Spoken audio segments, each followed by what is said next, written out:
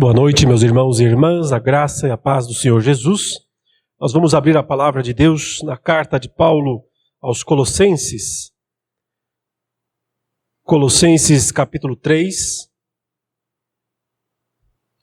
Vamos ler os versículos 1 a 4. Colossenses 3, versos 1 a 4. Diz assim: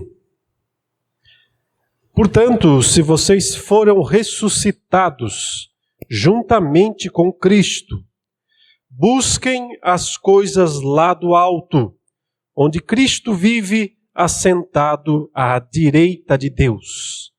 Pensem nas coisas lá do alto e não nas que são aqui da terra, porque vocês morreram e a vida de vocês está oculta juntamente com Cristo em Deus.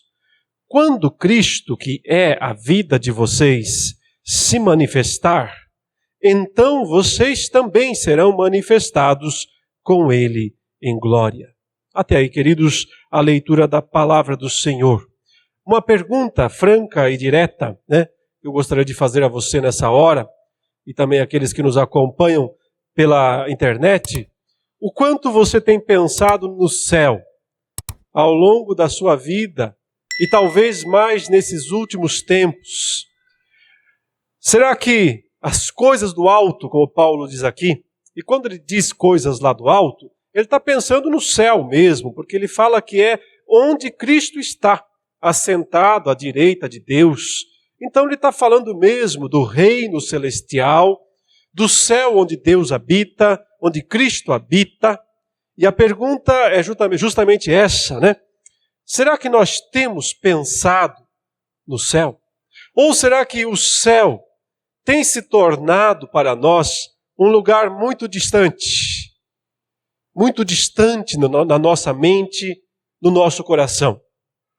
Irmãos, eu tenho a impressão que durante todo o século XX, o modo como a igreja se desenvolveu no mundo, a igreja cristã, acabou contribuindo para um certo distanciamento do céu, para um afastamento do céu.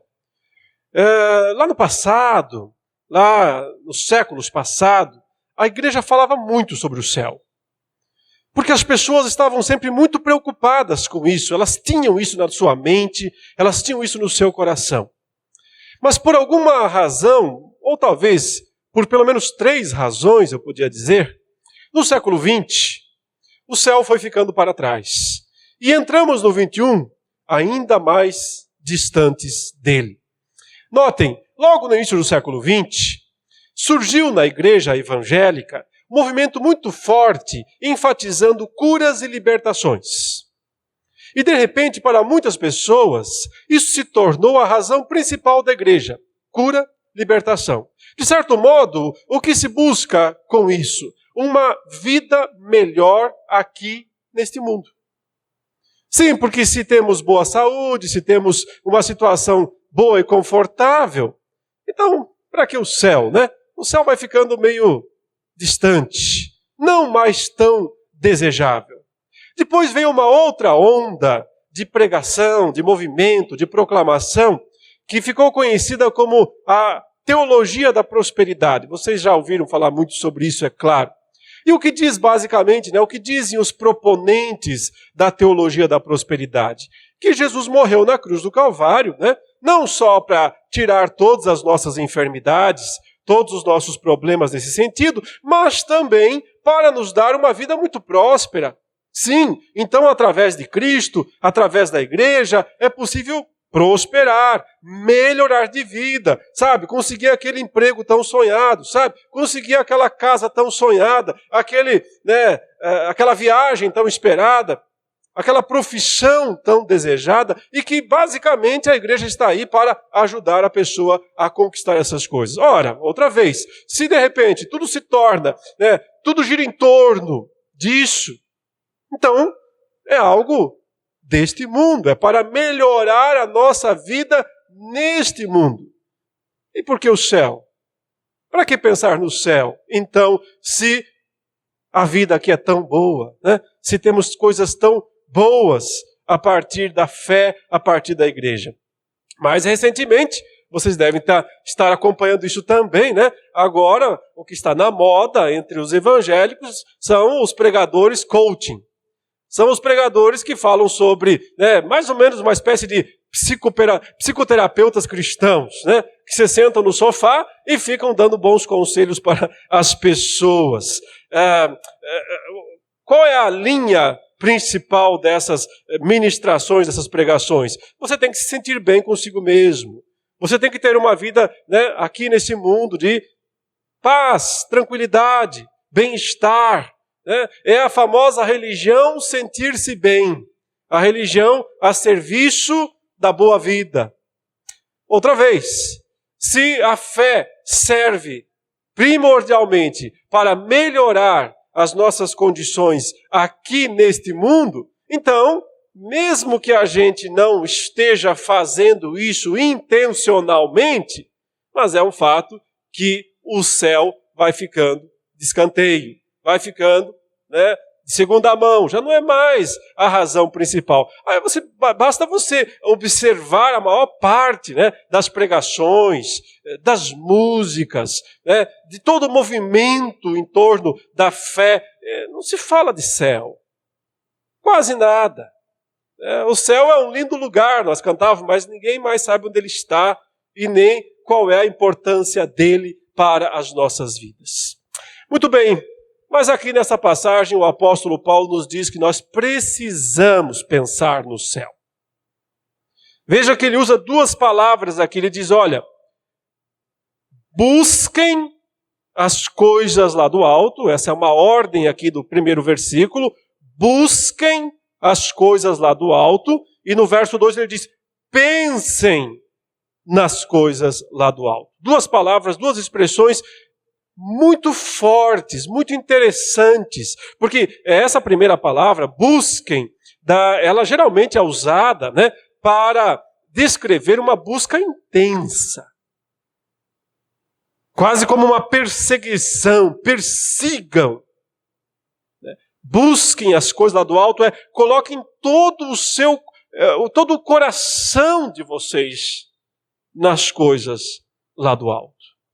Busque com zelo, busque com muita determinação, com muita decisão.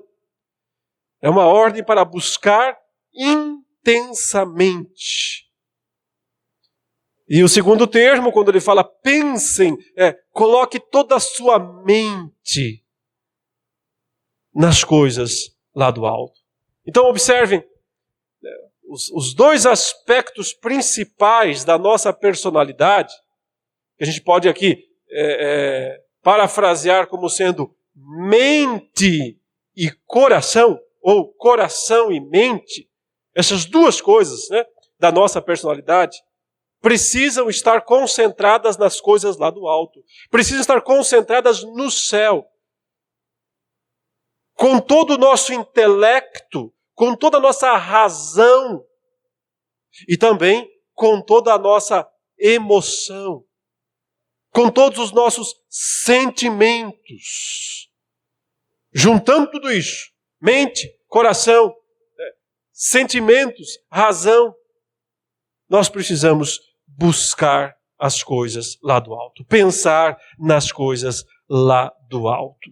Mas por que Paulo está mandando os crentes de Colossos realizarem isso? Primeiramente porque ele vinha explicando, e eu expus isso nas últimas mensagens, que os colossenses estavam sendo muito incentivados a buscar coisas daqui deste mundo. E aqui no caso eram coisas específicas da religiosidade falsa que estava sendo propagada lá entre os colossenses.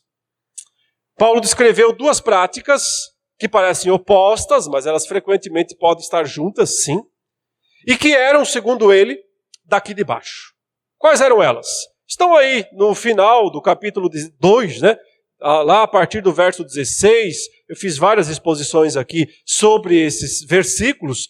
Vale a pena se os irmãos quiserem, então, dar uma olhada novamente nessas exposições anteriores, porque elas, de fato, sustentam grandemente a exposição que nós vamos fazer hoje aqui e também o que virá em seguida no capítulo 3. Mas basicamente, vocês se lembram, ele condenou a tentativa de acrescentar alguma coisa à fé cristã, ou melhor, à fé em Cristo somente, porque essa é a grande pregação da carta aos Colossenses, somente Cristo. Creia somente em Cristo. Porque crendo somente em Cristo, você tem tudo o que você precisa para uma vida realmente espiritual. Mas os falsos mestres colossenses diziam, creia em Cristo e não coma essa comida e não beba aquela bebida. E creia em Cristo, mas participe desse ou daquele ritual. E guarde esse dia e aquele outro dia e aquele outro dia. Basicamente, eles davam essas ordens legalistas, né, para os crentes como realmente condição para a salvação. Ou seja, se vocês não fizerem isso, vocês não podem ser salvos. Então, por um lado, havia essa exigência de algumas observâncias lá do Antigo Testamento. A gente percebe que ao longo da história, a igreja nunca conseguiu se livrar totalmente disso.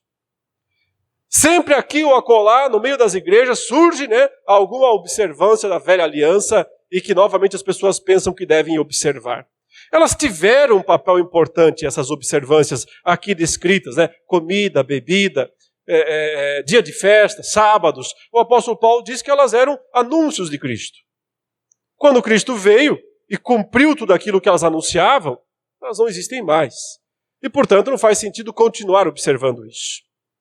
Mas, por outro lado, para fundamentar para a igreja a necessidade de observar essas coisas, os falsos mestres diziam que eles tinham recebido isso a partir de revelações sobrenaturais, de revelações diretas de Deus. Elas estão mencionadas aqui no verso 18, quando ele fala ali de culto de anjos, visões. Eles se baseavam em visões sobrenaturais. Diziam que tinham recebido essas ordens para a igreja a partir de reuniões com anjos. Mas, na verdade, o apóstolo Paulo disse que tudo aquilo não passava de carnalidade, ele diz. Na verdade, estão cheios de orgulho. Não tem motivo nenhum na sua mente carnal. Ou seja, essas coisas todas, ele disse, não são lá do alto, são aqui de baixo. Legalismo e espiritualidade falsa não vem do alto. Elas são aqui de baixo mesmo. Elas são aqui da terra mesmo. Elas são terrenas mesmo. Elas estão em todas as religiões. Elas não são de Cristo. Elas são apenas dos homens, das tradições dos homens, da carne. E apenas isso. No máximo, Paulo disse aí, que elas têm, no verso 23, aparência de sabedoria. Mas não são sábias de verdade, porque elas não vêm de Cristo. E nesse sentido não ajudam em nada também, porque ele diz aí no final do versículo 23 que elas não têm valor algum na luta contra as inclinações da carne. Não ajudam ninguém a ser mais santo. Legalismo e misticismo não ajudam ninguém a ser mais santo. Mas o que ajuda? Agora sim. O que ajuda alguém a ser mais santo? O que ajuda alguém a ser de fato mais espiritual? E Paulo diz, em primeiro lugar, pensar no céu. Pensar, desejar, buscar, colocar toda a mente e todo o coração lá no céu, nas coisas lá do alto. Fazendo isso, recebe-se o poder necessário para então, como nós veremos depois, a partir do verso 5 do capítulo 3, abandonar o que tem que ser abandonado, e a partir do verso 12 do capítulo 3, adquirir o que tem que ser adquirido. Mas antes de entrarmos nesses detalhes sobre o que tem que ser abandonado e o que tem que ser adquirido, vamos meditar aqui nessa sublime passagem, nesses versos, nesses 4 extraordinários versículos da palavra de Deus, que nos chamam a olhar para cima, que nos chamam a pôr nossas mentes e nossos corações lá em cima e não mais aqui embaixo. Por que, meus irmãos, devemos buscar as coisas do céu e não as coisas aqui de baixo? Basicamente, Paulo nos dá 3 motivos aqui nesse texto. 3 razões. Muito simples, muito diretas, mas muito poderosas. 3 razões pelas quais nós devemos buscar as coisas lá do alto. Devemos pensar mais no céu. Devemos colocar mais no céu a nossa mente e o nosso coração.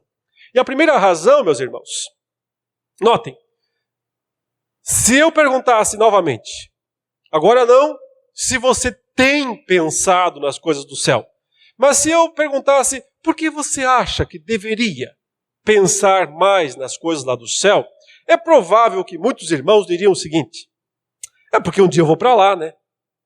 E claro que vai, amém, né? Glória a Deus por isso. Que você vá mesmo para o céu. Até porque se você não for para o céu, você sabe, né? Para onde vai. Então, que você vá mesmo para o céu. Que todos nós possamos ir para o céu. Mas não é por isso que ele nos manda buscar as coisas do céu, pensar no céu. Não é porque um dia nós iremos para lá. E um dia nós iremos para lá, sim. Mas a primeira razão aqui não é essa. E ela é muito interessante, porque o que ele está dizendo aqui, e para entender isso eu tenho que ler novamente os 4 versículos para tentar sintetizá-los. O que ele está dizendo é que, de certo modo, nós já estamos no céu. Não é que um dia nós iremos. Sim, um dia nós iremos. Mas não é só isso. Num aspecto que essa passagem descreve tão magistralmente, nós já estamos lá. Olhem outra vez. Portanto, se vocês foram ressuscitados juntamente com Cristo, busquem as coisas lá do alto, onde Cristo vive, assentado à direita de Deus. Pensem nas coisas lá do alto, e não nas que são aqui da terra, porque vocês morreram. E a vida de vocês está oculta juntamente com Cristo em Deus. Quando Cristo, que é a vida de vocês, se manifestar, então vocês também serão manifestados com Ele em glória. Irmãos, quando é que nós vamos de fato morar no céu? Quando morrermos, né? Quando os crentes morrem, corpo vai para a sepultura, mas nos ensina a palavra de Deus que o espírito ou a alma vai para o céu, habitar com o Senhor até o dia da ressurreição. Então, é só depois da morte, não é? Mais ou menos. Porque observem que o texto diz que, na verdade, nós já morremos. Sim, nós já morremos.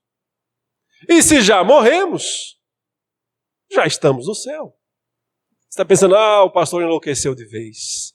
Como assim estamos no céu, se nós estamos aqui no meio desse quase inferno, que é esse mundo, com tudo aquilo que nós vemos, de tragédias, né? De sofrimento, de dor, de depravação e de tudo mais, né? Como é que podemos estar no céu se nós estamos aqui tão claramente ainda neste mundo, nesta terra? Porque o apóstolo Paulo está falando de algo espiritual, evidentemente. Ele está descrevendo nada mais, nada menos do que o que significa a experiência da conversão. O que é a conversão? Conversão é morrer com Cristo, por isso que ele fala, se nós já morremos com Cristo.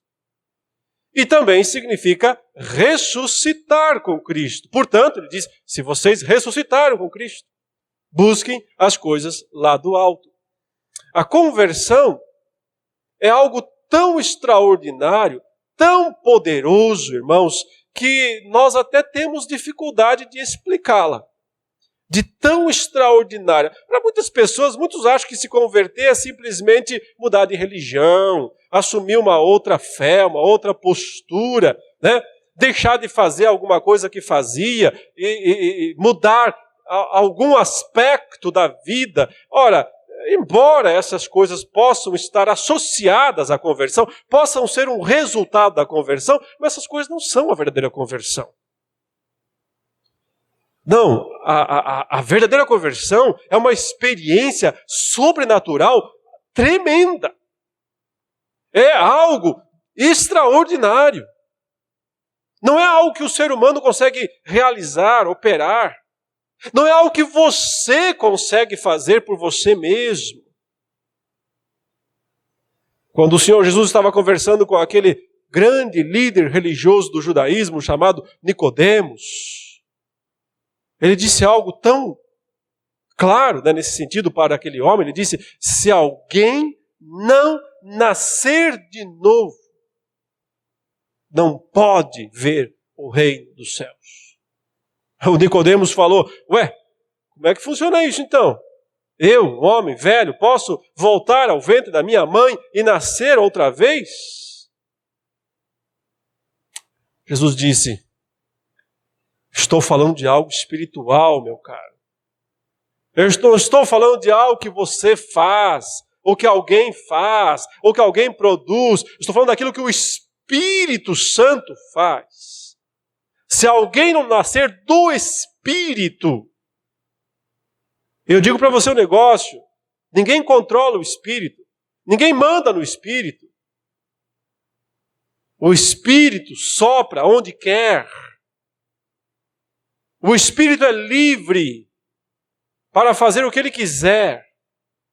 Quando o Espírito converte alguém, então essa pessoa está convertida. Do contrário, jamais. Quando o Espírito vem e regenera alguém, por um lado, o mata. Porque para nascer de novo tem que antes morrer primeiro. Por um lado, o mata. O mata em Cristo.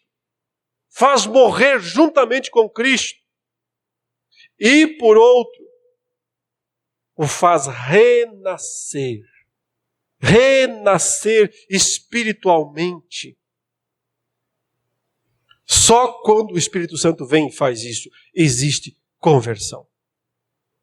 Do contrário, pode ser convenção. Alguém que por convenção se torna membro de uma determinada religião ou igreja. Pode ser convencimento, alguém foi convencido por argumentos. Mas conversão, não. Conversão é lá do alto. Vem de cima.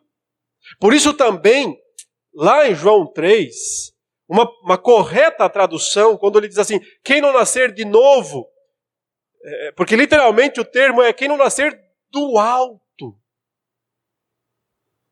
Quem não nascer do alto não pode ver o reino dos céus. Porque esse nascimento não vem de baixo. Esse vem do alto.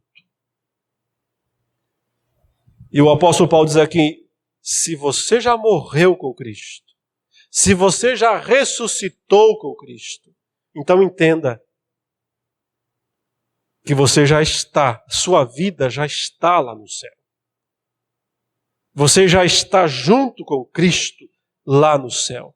Porque se você foi unido a Cristo na morte, você também foi unido a Cristo na ressurreição e, consequentemente, também foi unido a Cristo na ascensão.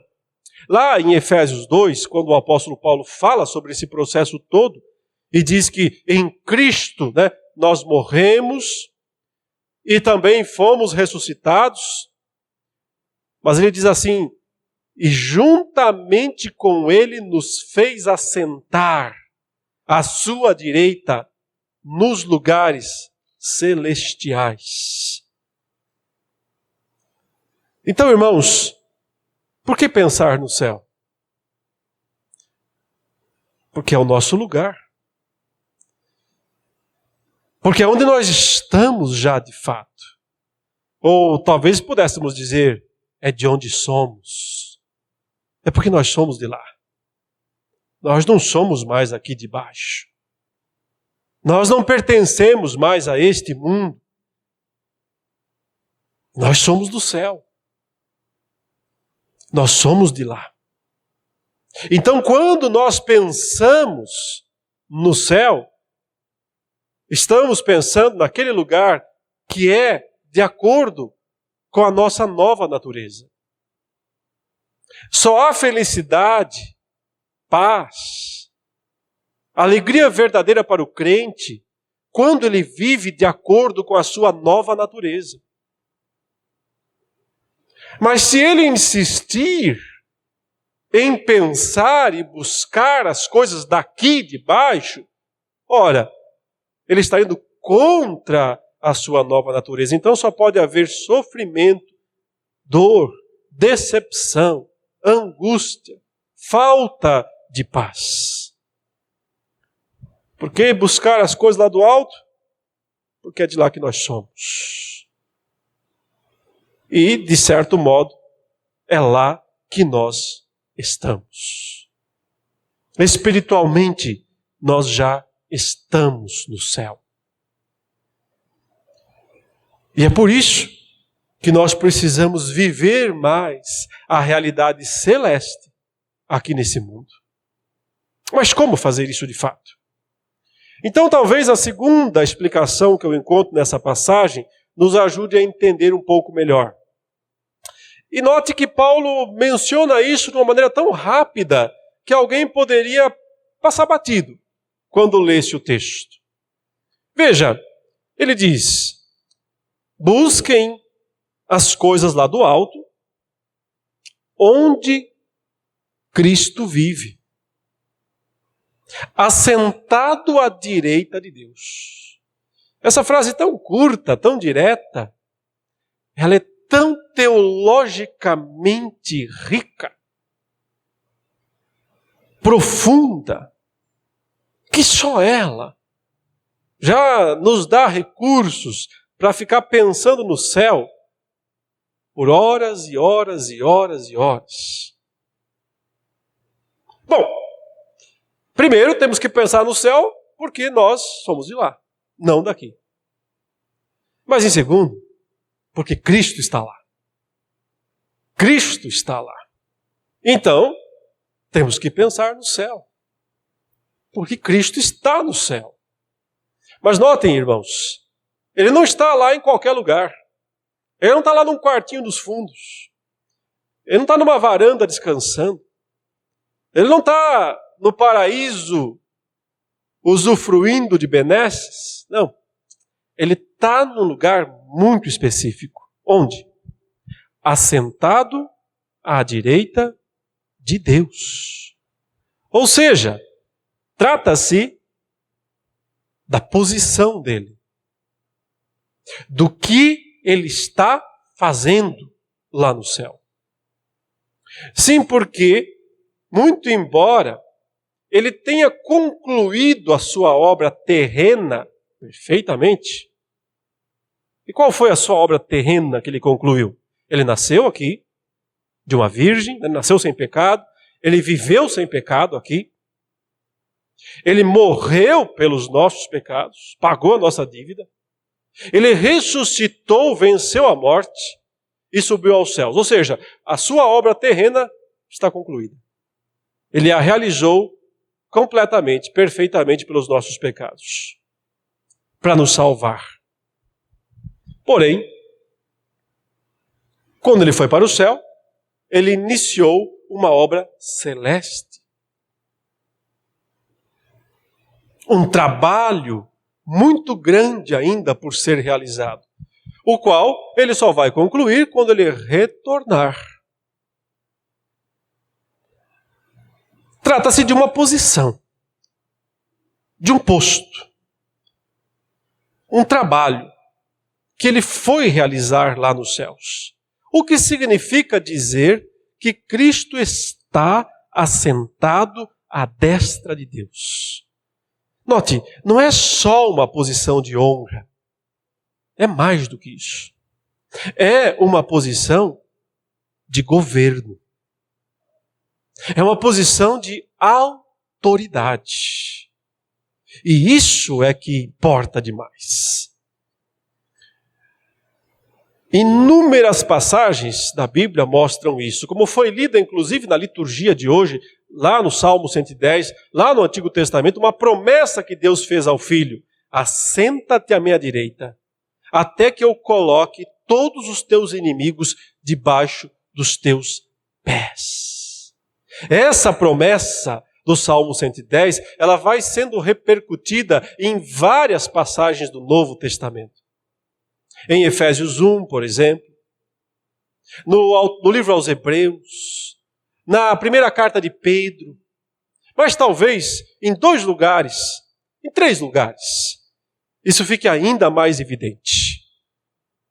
O primeiro é aquele primeiro momento em que o próprio Jesus ressuscita e aparece aos seus discípulos e fala para eles, e os comissiona, lhes dá uma ordem para que eles vão e preguem o evangelho a toda a criatura. Mas antes, para fundamentar esta obra missionária, vitoriosa, ele declarou: eu recebi toda a autoridade, todo o poder nos céus e na terra.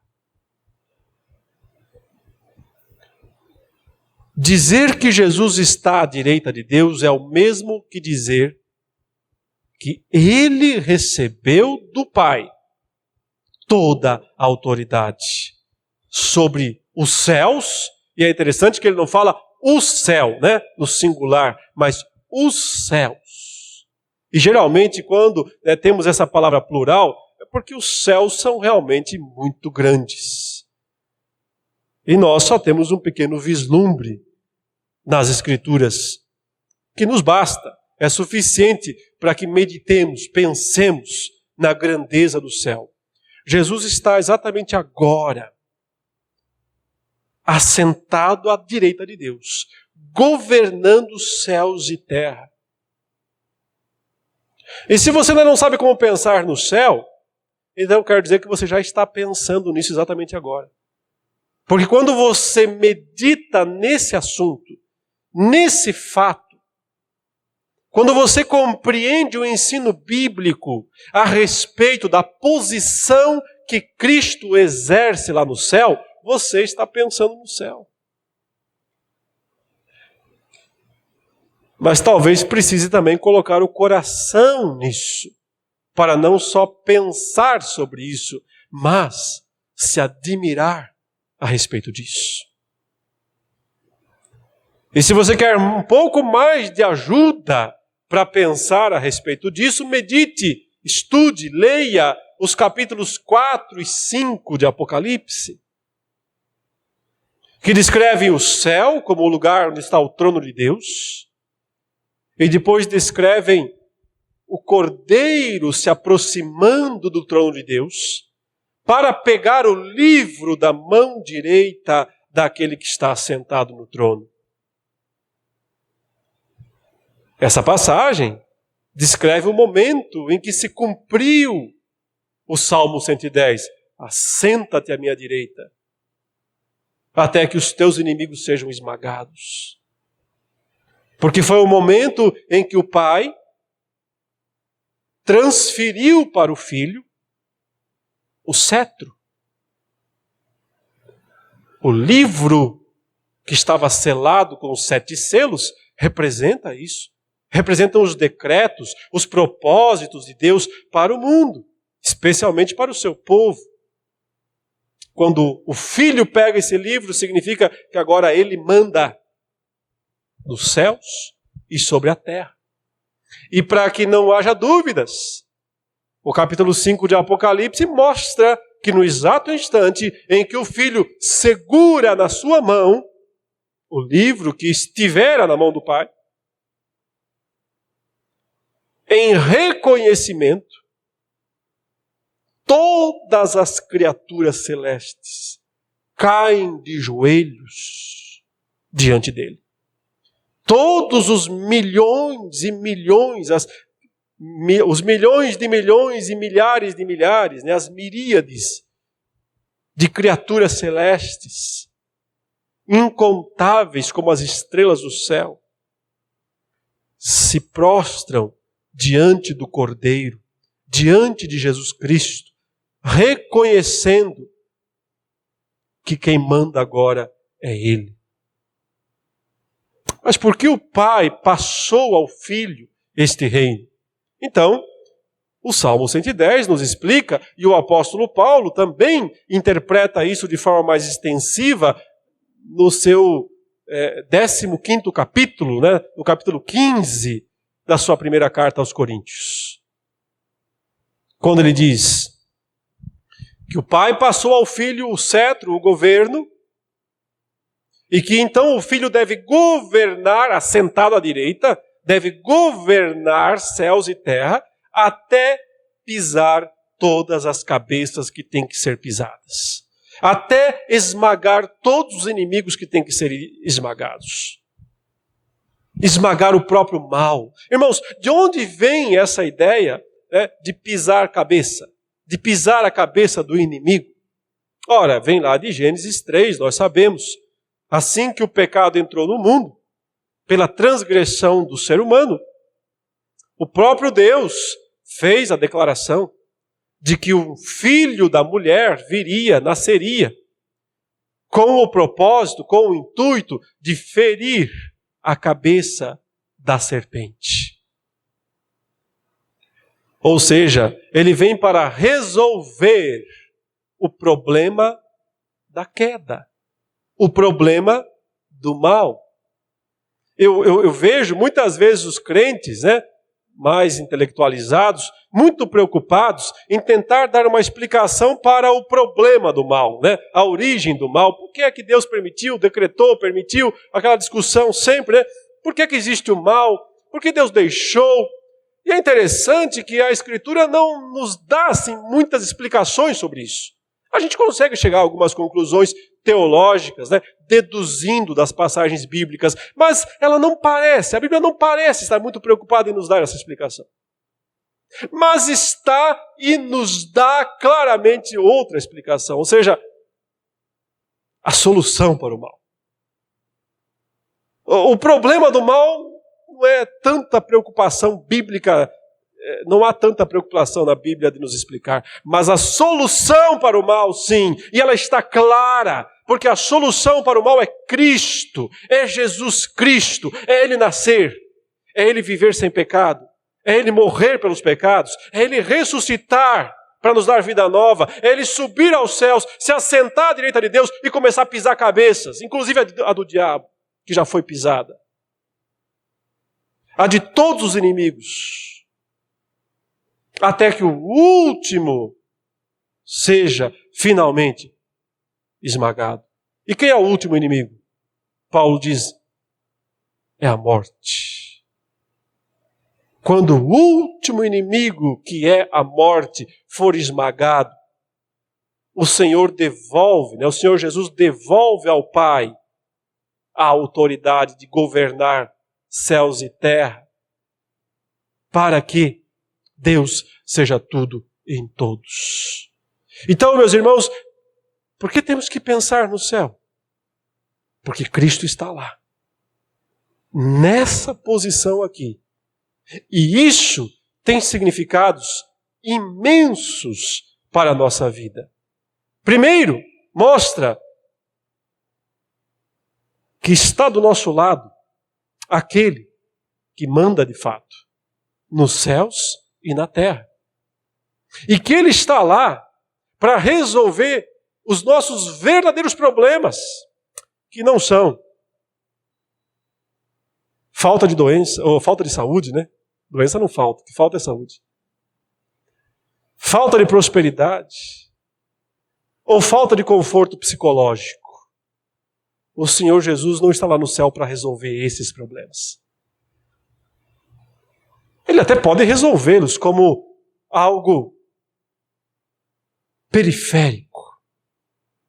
Sim, ele próprio disse, busque em primeiro lugar o reino e a justiça, as demais coisas vocês recebem no bojo. Mas o que é principal é entender o que Cristo está fazendo à destra de Deus.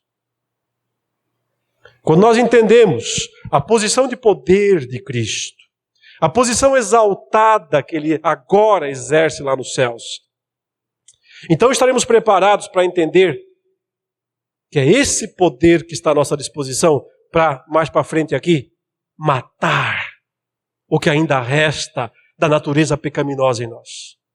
Que é esse poder que está à nossa disposição para que as virtudes verdadeiras nasçam e cresçam dentro de nós, como o restante dessa carta vai explorar. Mas não sem que nós entendamos de fato o que Cristo está fazendo lá no céu. Por que pensar no céu? Porque nós estamos lá. Em Cristo nós já estamos lá. Nós somos de lá. Porque Cristo está lá, governando os céus e terra. E, em último lugar, porque um dia os céus vão se manifestar aqui nesse mundo. Notem, o versículo 4 diz, quando Cristo, que é a vida de vocês, se manifestar, então vocês também serão manifestados com Ele em glória. Veja esse último termo aqui, essa última palavra, glória. E veja também a outra palavra repetida 2 vezes, manifestar, manifestados. Sim, Paulo está falando da volta de Jesus. Um dia, ele desce lá daquele trono, outra vez, sai daquele trono à direita de Deus e diz, terminei tudo o que eu tinha que fazer aqui em cima, agora eu vou descer para resolver tudo lá embaixo. Nesse dia, ele não virá como um carpinteiro, não vai nascer numa manjedoura lá em Belém. Nesse dia, ele descerá glorioso. Ele virá com toda a glória celeste. E nós veremos nesse dia os céus invadirem a terra. Vai ser uma invasão extraterrestre, sim. Um dia vai acontecer aquilo que o cinema tanto fala, uma invasão extraterrestre. Vai acontecer. Mas não com naves, não com ETs. O que vai acontecer é que os céus vão invadir a terra para aniquilar o que há de mal neste mundo, para desfazer tudo que existe de queda e de corrupção aqui nessa terra, e para tornar essa terra um verdadeiro céu. Sim, porque um dia só existirá aquilo que Apocalipse 21 e 22 chamam de o novo céu e a nova terra. E de algum modo, esses 2 lugares não serão mais separados. De algum modo misterioso, esses 2 lugares serão um só. Porque os céus invadirão a terra e se estabelecerão aqui. Basta você ver que o capítulo 21 e 22, os 2 capítulos de Apocalipse dizem, ali está o trono de Deus. Não tem mais templo, não tem mais santuário. Por quê? Porque Deus habita no meio deles. Eles não precisam de sol, não precisam de energia elétrica. Por quê? Porque a glória do Senhor está no meio deles. Hoje, a glória está confinada àquele lugar espiritual chamado céu. Mas lá na frente, ela vai desandar nesse mundo. Ela vai invadir esse mundo e refazer esse mundo. E nesse dia, não só toda a realidade será transformada, como também eu e você seremos. E é mais especificamente isso que Paulo está dizendo. Quando Cristo, que é a vida de vocês, se manifestar, então vocês também serão manifestados com Ele em glória. Ou seja, chegará o dia em que nós vamos voltar do céu. Qualquer que tenha sido o tempo que tenhamos ficado lá em espírito, depois da nossa morte, um dia nós vamos voltar de lá com Cristo e ressuscitaremos com um corpo que vai manifestar a glória. Um corpo glorioso. Glorioso. Esse é o corpo que nos espera. Mas ele vem do alto.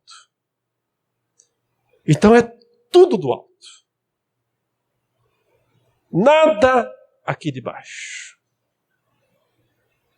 E é por isso que nós temos que pensar e buscar as coisas lá do alto. Por quê? Porque é de lá que somos. Nós somos de lá, não daqui. Por quê? Porque Cristo está lá. E Ele é o que mais importa para nós hoje.